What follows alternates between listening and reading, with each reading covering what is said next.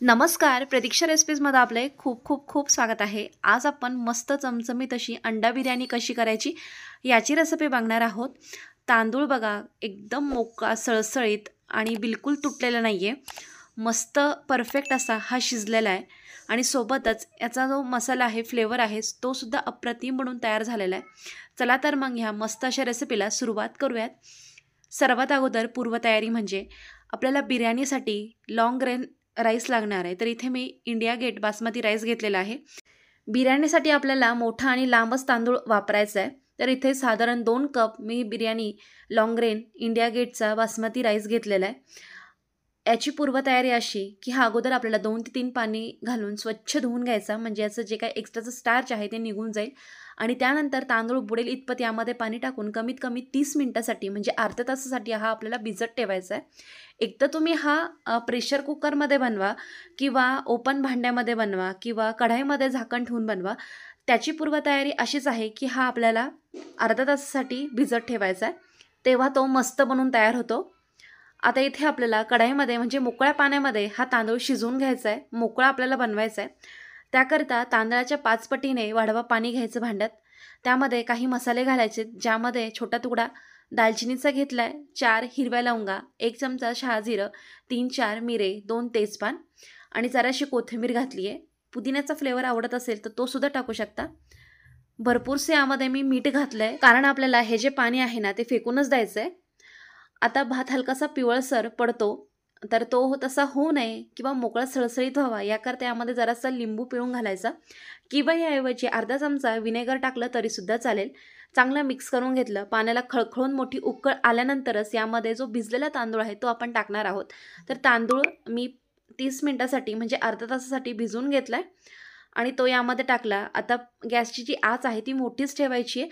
तांदूळ टाकल्यानंतर उकळ कमी झाली असेल पण सतत हलवत राहायचं आणि उकळू द्यायचं।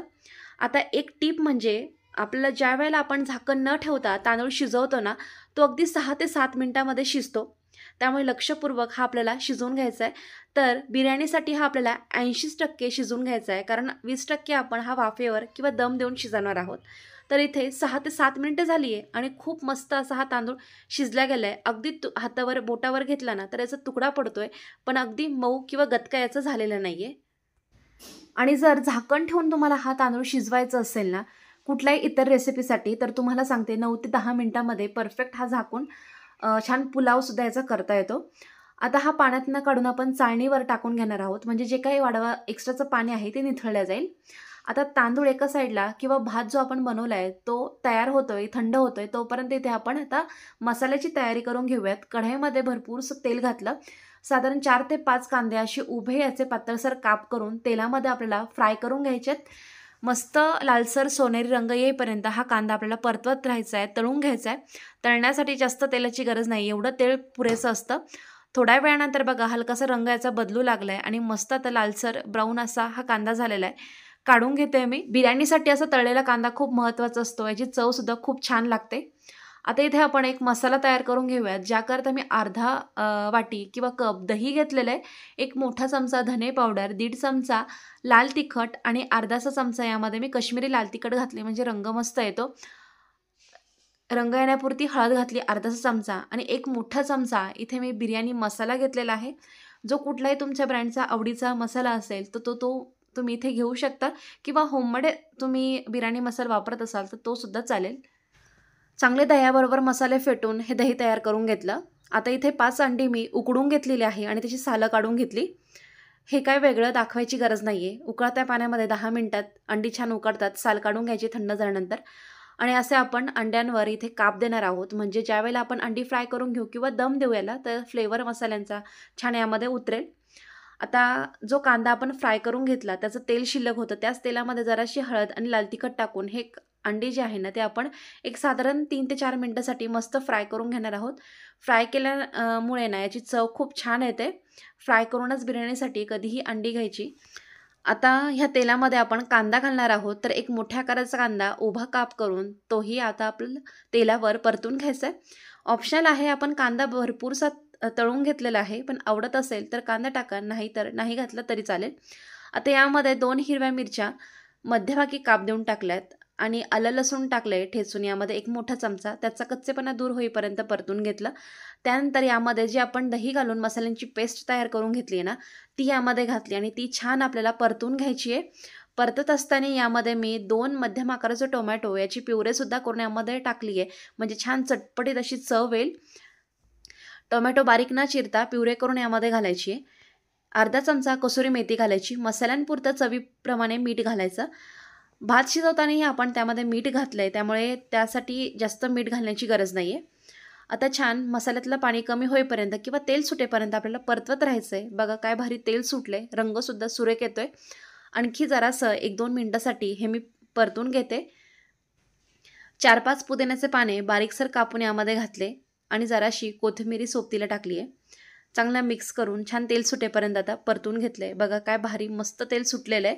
तर इथे हा मसाला आपला तयार झाला आहे. आता ज्या भांड्यामध्ये आपल्याला लेअर द्यायचा आहे, दम द्यायचा आहे, त्यामध्ये अगोदर बॉटमला हा मसाला घालायचा.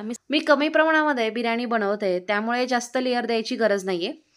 आणि पातळच बुडाची कढाई घेतली आहे. जर जाड बुडाचं भांडं असेल तर ते घेऊ शकता तुम्ही. त्यामध्ये छान हीट बसते, म्हणजे मसाला जो आहे ना तो दागत नाही. पण अशी जर पातळ बुडाची कढई असेल तर काय करायचं हे देखील मी पुढे सांगणार आहे.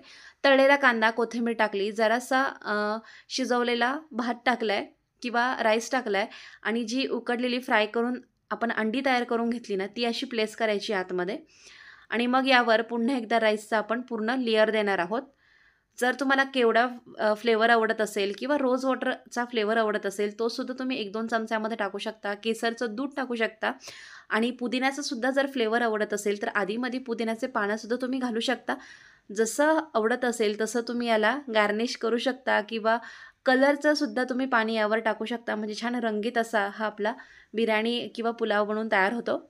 आता सर्व तांदूळ टाकल्यानंतर वरतून मस्त फ्राय केलेला कांदा आणि कोथिंबीर मी गार्निश करून घेते आणि यावर जे झाकण ठेवणार आहे ते अगदी पॅक आहे, यातनं वाफ जात नाही. त्यामुळे साईडने कणिक वगैरे लावण्याची काहीच गरज नाही आहे.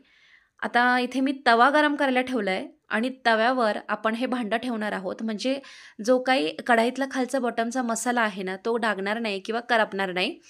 तव्याखाली गॅसची आच अगदी मंद आहे आणि मंद आचेवर 15 मिनिटासाठी ही बिर्याणी मी मस्त दम देऊन घेतली आहे, वाफवून दिली आहे. त्यानंतर झाकण काढून दाखवते.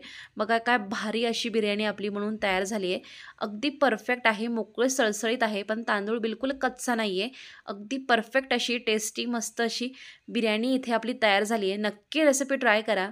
कशी वाटली किंवा कशी झाली केल्यानंतर नक्की कमेंट करून कळवा. तसेच व्हिडिओ आवडल्यास रेसिपीला लाईक करा, शेअर करा, चॅनलला सबस्क्राईब करा. पुन्हा भेटूया अशा छानशा मस्त रेसिपीबरोबर. व्हिडिओ बघितल्याबद्दल तुमचे खूप खूप धन्यवाद.